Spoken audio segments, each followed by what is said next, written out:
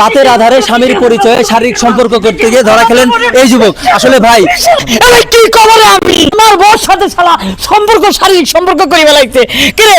আমি একজন মুদির দোকানদার, আমার রাত 11টা বাজবে পারে, 12টা বাজবে, 1টা বাজবে পারে।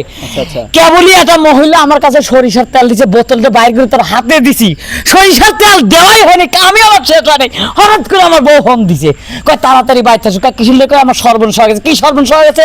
কয় এক বেটা ছাওয়া লাগছে আমার সাথে শারীরিক সম্পর্ক করে ফেলাইছে। আমি কি মাগি রে? আসলে আপু, আপনার স্বামী যে কথাটা বললো যে আপনি এই যুবকের সাথে শারীরিক সম্পর্ক করে ফেলেছেন, এই বিষয়ে আপনি কি বলতে চান? ভাই আমি শারীরিক সম্পর্ক করছি, কিন্তু একবার দুইবার না, আজকে নিয়ে 3বার, কিন্তু নিজের ইচ্ছায় করে না ভাই। বিশ্বাস করেন, আমার দোকানদার দোকানে থাকে, সে আসে কখন রাত্রে, এটা শিউর না, রাত্রে 12টা বাজে, 1টা বাজে। তো আমার প্রতিদিন ঘুমের মধ্যে 12টা 1টা বাজলে মানুষ কিন্তু গভীর ঘুমে থাকে। তো আমি 2 দিন গেছি, আজকে 3 দিনের মাথায় আমি একটা মাথায় রাখছি। রে আমার দোকানে বেচা কিনা করতে রাত 12টা বাজে কষ্ট না, তো খুলতে আর লাগাতে কষ্ট হয় যায়।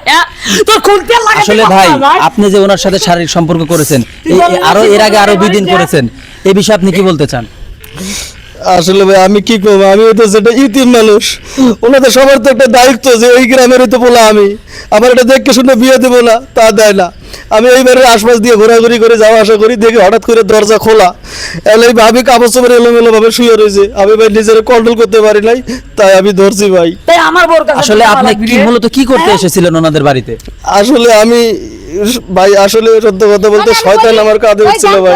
ও জানতো আমি দরজা খোলা রেখে ঘুমাই, কারণ প্রতিদিন এই নিয়ত দেখে চোখে চোখে রাইখে হুট করে মানে সুযোগের সদ্ব্যবহারটা কইরা দিছে। খালি ওর দোষ না, তোরও দোষ আছে, তোরও দোষ আছে। আসলে ভাই আপনার বাড়িটা কোথায়? আমার বাড়ি ভাই ওনার বাড়ির পাশে, আমি দূর সম্পর্ক ওনার কাছে আসতে ভাই হই। আচ্ছা, এই চাস্তো ভাই হয়ে আপনার এই যে ভাবির সঙ্গে যে এই কাজটা করছেন, এটা কি ঠিক করছেন? ভাই এটা আমি এখন বুঝতে পারতেছি যে এখন আমি ভুল হয়েছে, ওই যে কথাই আছে না, ফেরত দেবে তো শালা, মানুষ তুই যে সম্মানটা নষ্ট করবি, তখন আমার আবেগে কাজ করছে, বিবেক কাজ করে না। আমি এখন বুঝতে পারতেছি ভাই আমি অনেক ভুল করছি ভাই।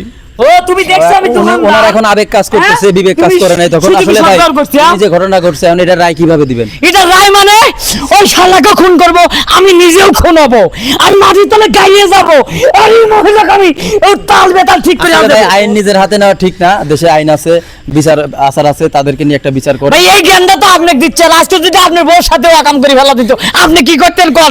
সহ্য তো আসলে আঙ্কেল, আপনার ছেলের বউয়ের সাথে যে উনি শারীরিক সম্পর্ক করছে, এই বিষয়ে আপনি কি বলতে চান? এটা আসলে একটা অ্যাক্সিডেন্ট।